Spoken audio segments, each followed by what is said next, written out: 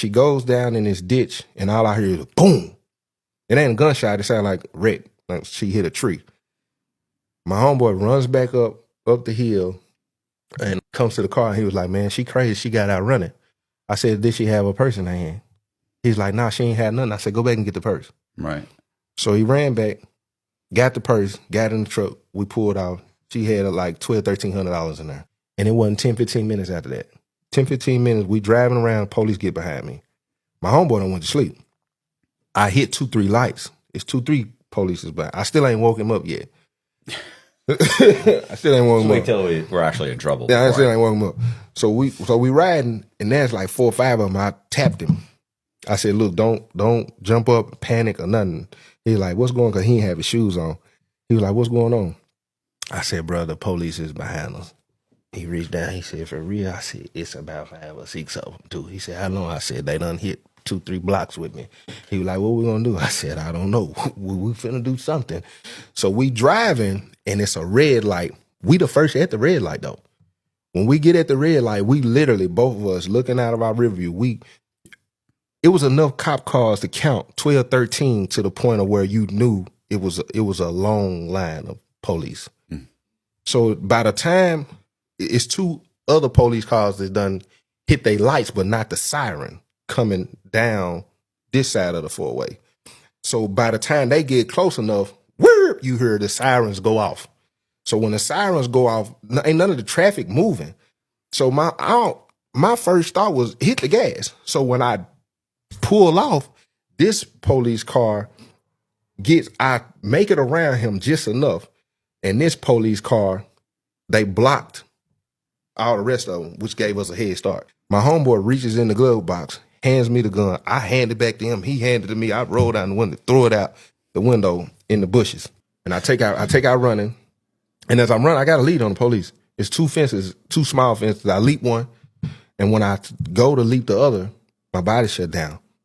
I'm literally laying. I thought I was paralyzed. I'm looking at the police run towards me, and I'm having a conversation with myself like, why can't I move? I'm sitting in school suspension. Everybody know me at the time for robbing. I kind of got a name for robbing. And this guy was a white guy, and he was like, man, I want to holler at you about this lick we getting ready to hit. I said, hey, what's up? He said, man, it's 4 of us. He said, it's a woman who can barely see and barely hear. He said, and we already know that the money is there because they had already been stealing and robbing them for guns. And so they ended up running across the safe, stealing the guns that they were selling. And I said, how much money is it?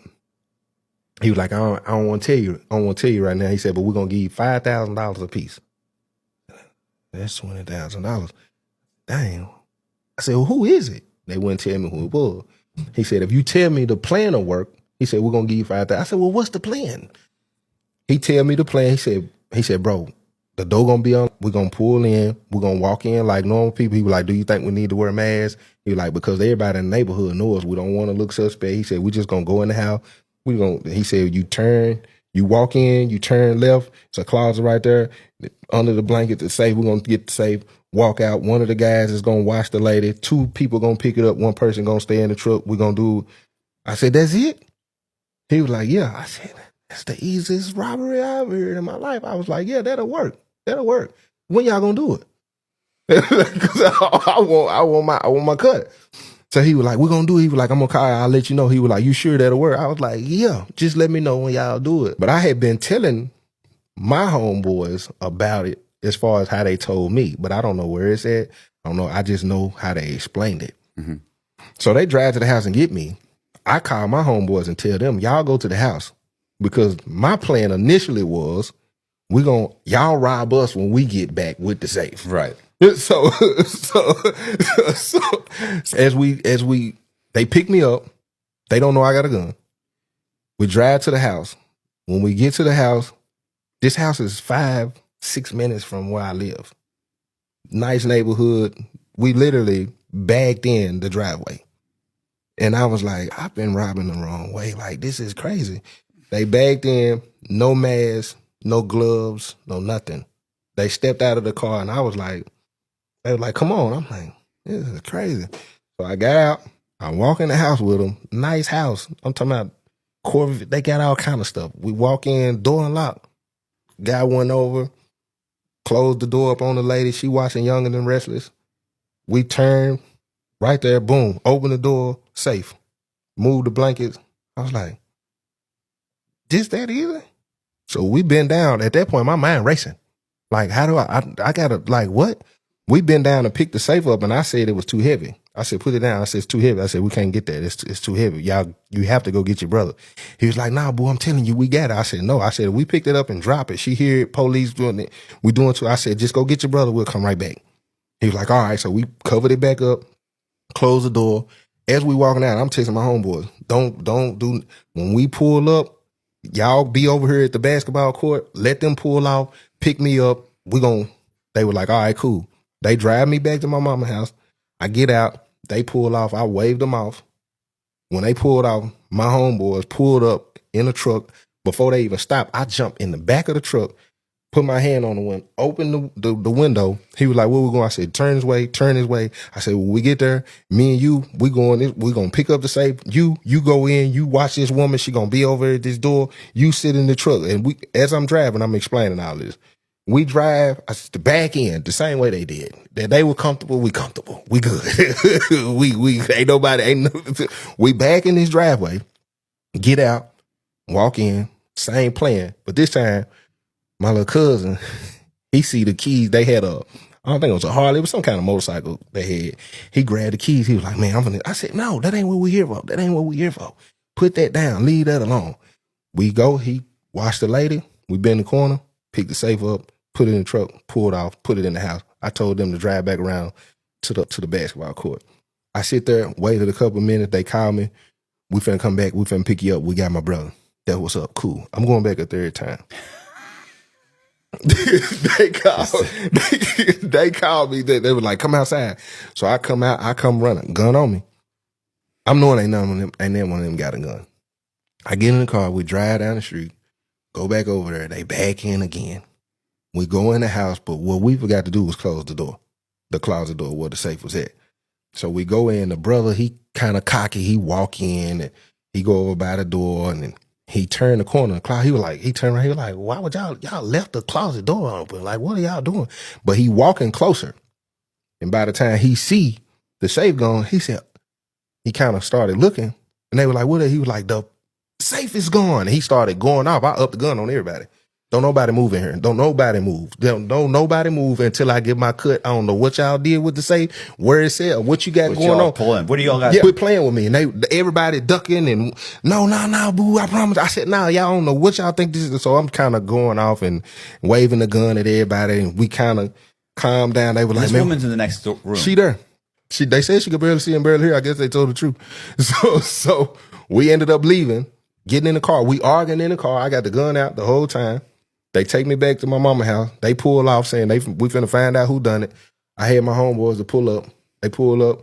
We trying to crack it open. We couldn't get it open. One of my homeboys was on probation. Well, he was my cousin was on probation, the one who owned the truck, with his daddy's truck. He had to go see his probation officer, and one of my other homeboy, he wanted to ride with him to the probation officer. I said, that was so cool. So he leave, and there's only two of us. My brother upstairs, my daughter upstairs. We cracked the safe open. Just enough for me to get my hand in it. And it was a little box. I unhooked the box, reach in the box, just enough to grab a little bit. And I pulled out all $100 bills. I pulled out about $30,000, all hundreds. It scared me. I dropped it. I just looked at the money. And I looked at my cousin. We both was like, I think we both felt like we in trouble. More so than we rich. I think we were like, somebody come looking for this. Engaged to a correction officer. Indian girl started working at the prison. We started talking. It probably wasn't 2-3 weeks, man. She started asking about penitentiary money. So I'm telling her, you buy a pound of tobacco on town, $25, $30 in here. It's $8,000, $9,000, maybe $1,000. You go buy a phone, $50. You bring it in here. It's $1,500, $2,000 at Northeast. So when I started telling her stuff, she was like, wow, Suboxone strips, you get 100 of them wrapped up, it's going to look like a Jolly Rancher. They were selling them for 150. We was getting 300-400 of them at a time. You can bring that in easy. So when I started telling her that stuff, she wouldn't, at first she was like, nah, I don't want to do nothing like that. If you need anything, I got you. So I answered, I was like, just one time then. Just one time. She's already in trouble. She's already losing her job. Yeah, she's in trouble. She's in trouble. And then it wasn't too long after that, I bought a ring. She don't know I'm finna propose. But this is listen, this is all penitentiary mind games though. This is insane. So we had a rock man, you got the rock man who take the trash out. And in Northeast, when you take the trash out, it's a blind spot. Because at this point, we got them eyes in the sky and they can see a fly moving his antlers on you. So when you go through these doors, when you go through the door, she always locked that main door. And then right in that hall space in them stairs, it's a little, we got a quick window. So we would go, and instead of walking the trash all the way to the trash, I would slang the trash to buy me some time. So she would open the back door, I slang the trash, whether I make it or not, close the door, I get a little window, we kiss, freak, whatever. We do that a few times. She don't know I'm finna pop the question, but she started talking about she didn't want to bring it no more. So now I got to speed up answering the question. So, cause we got to keep this rolling. Cause at this point we $4,000-$5,000 a month. Like it's insane. So we go back there one night, we take the trash out, boom. She goes, she locked the door, and she getting ready to open the other door so we can go back out. And I gently grabbed her, turned her around, and I was on a knee in the penitentiary. So look.